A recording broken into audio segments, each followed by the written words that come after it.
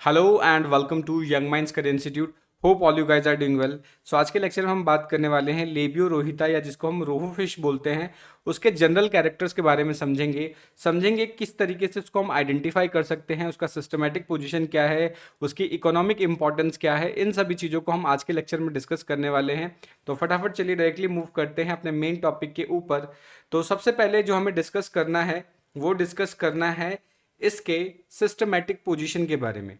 तो सबसे पहले अगर इसके सिस्टमैटिक पोजीशन की बात करें तो ये क्या है, फाइलम कॉर्डेटा का मेंबर है। ये किसका मेंबर है? फाइलम कॉर्डेटा का मेंबर है। ग्रुप क्रेनिएटा है। तो ये तो अभी जस्ट आपने प्रीवियस वीडियोस देखे होंगे, तो उसके अंदर ये कंटिन्यूसली यही चल रहा है कि ये क्या है, कॉर्डेटा है, ग्रुप क्रेनिएटा हो गया।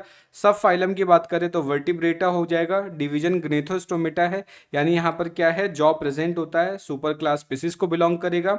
उसके अलावा इनका जो एंडोस्केलेटन है किसका, बोनी फिश होता है या ये बोन्स का बना होता है, इसलिए इसको हम क्या बोलते हैं, ऑस्टिक साइथेसिस बोलते हैं। ठीक है। सब क्लास की बात करें तो ये एक्टिनोटेरेजी को बिलोंग करेगा। ऑर्डर की बात करें तो ये क्रिप्नोनिफॉर्मिस को बिलोंग करेगा। फैमिली की बात करें तो क्रिपिनिडी को बिलोंग करेगा। और नेक्स्ट जीनस की बात करें तो लेबियो हो गया और स्पीसीज रोहिता हो जाएगा इसका। ठीक है। तो ये तो बेसिकली क्या है, इसका जनरल कैरेक्टरिस्टिक है, या फिर बोल सकते हैं ये इसका सिस्टमेटिक पोजीशन है। ठीक है। सो आई होप आपको इसका सिस्टमेटिक पोजीशन अच्छे से समझ में आ गया होगा। अगर फिर भी कोई डाउट बन रहा है, कोई सजेशन है, तो आप कमेंट करके बता सकते हैं। नेक्स्ट अब बात करते हैं जोग्राफिकल डिस्ट्रीब्यूशन के बारे में कि कहाँ कहाँ पर प्रेजेंट होता है। ठीक है। तो सबसे इंपॉर्टेंट चीज जो आपका रोहू फिश या लेबियो रोहिता है, वाइडली डिस्ट्रीब्यूटेड होता है, यानी मोस्ट ऑफ द जगह पाया ही जाता है। ठीक है। और ये कहाँ पे प्रेजेंट होगा?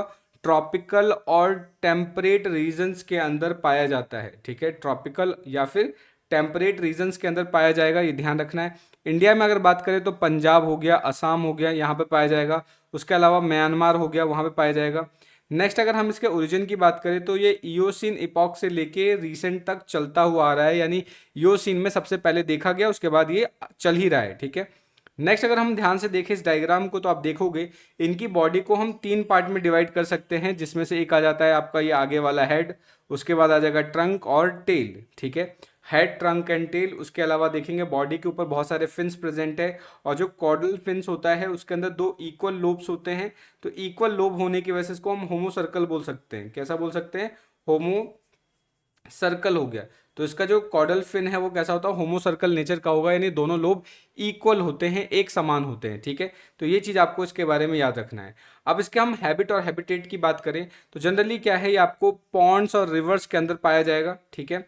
उसके अलावा जिसके जो छोटे कार्ब्स की बात करें तो ये वेजिटेरियन होता है, या फिर बॉटम फीडर होता है, या जो नीचे पानी के नीचे जो फूड प्रेजेंट होता है उसको खाता है। ठीक है। ओकेजनली ये एनिमल डाइट को भी फीड कर सकता है, ये चीज़ आपको याद रखना है।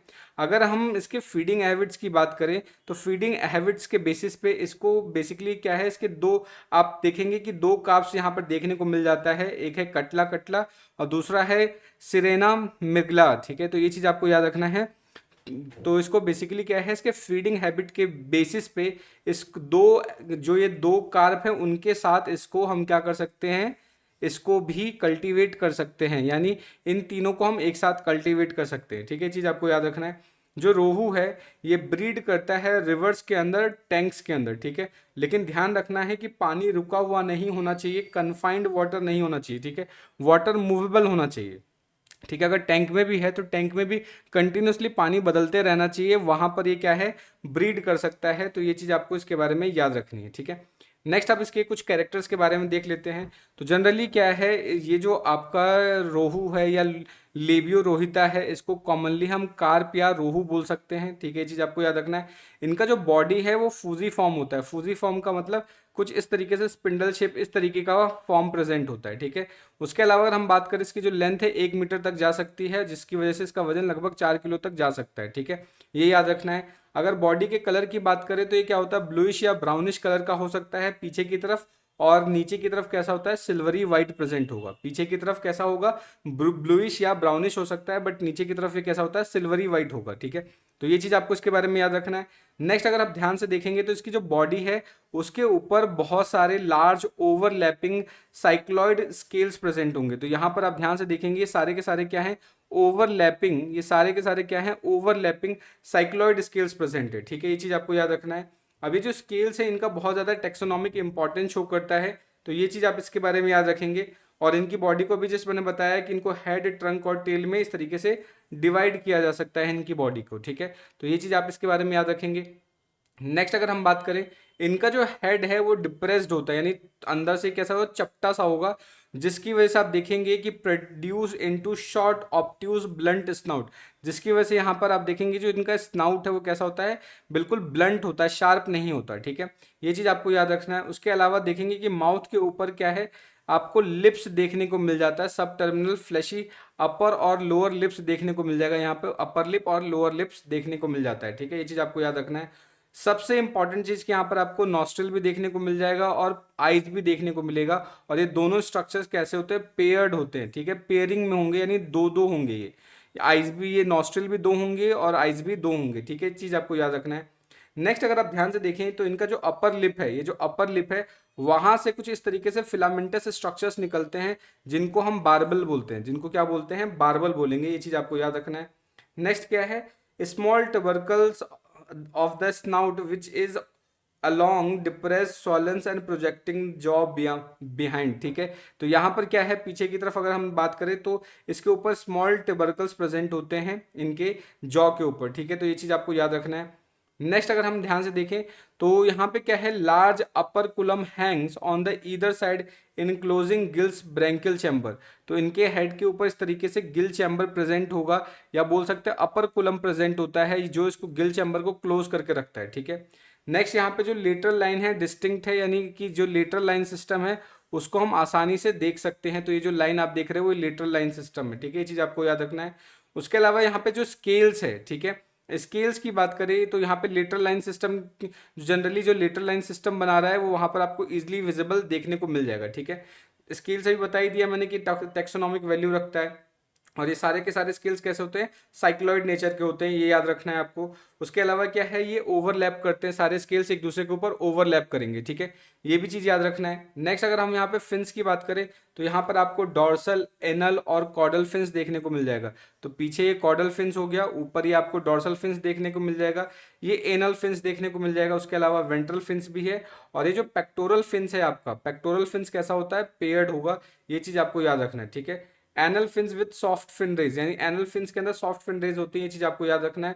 कॉर्डल फिन्स इस तरीके से चौड़ा होता है, फॉक्ड होता है, और दोनों में इक्वल लोब्स होते हैं, जिसलिए इसको होमो सर्कल बोल सकते हैं, ठीक है।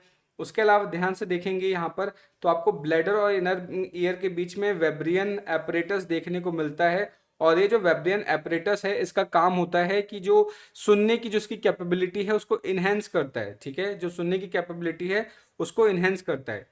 किडनी की बात करें यहाँ पे तो किडनी मीजोनेफ्रिक होता है, ये पॉइंट आपको याद रखना है कि इनके अंदर जो किडनी होता है वो मीजोनेफ्रिक नेचर का होगा। तो ये चीज़ आप इसके बारे में अच्छे से याद रखेंगे।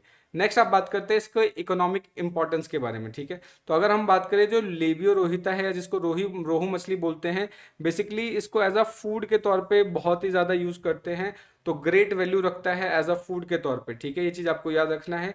या इसको हम क्या बोल सकते हैं, मेंस कॉमन फूड भी बोला जा सकता है, ये चीज़ आपको याद रखना है।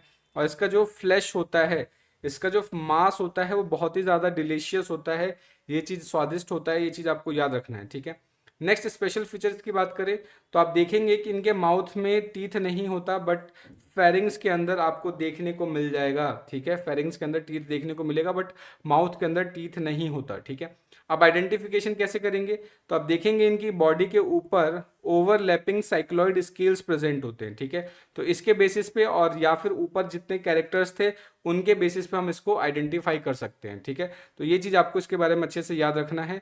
तो आई होप आपको आज का लेक्चर अच्छे से समझ में आ गया होगा। अगर फिर भी कोई डाउट रह जाता है, कोई सजेशन है तो आप कमेंट करके बता सकते हैं। मिलते हैं नेक्स्ट वीडियो में, तब तक के लिए जय हिंद दोस्तों, थैंक यू।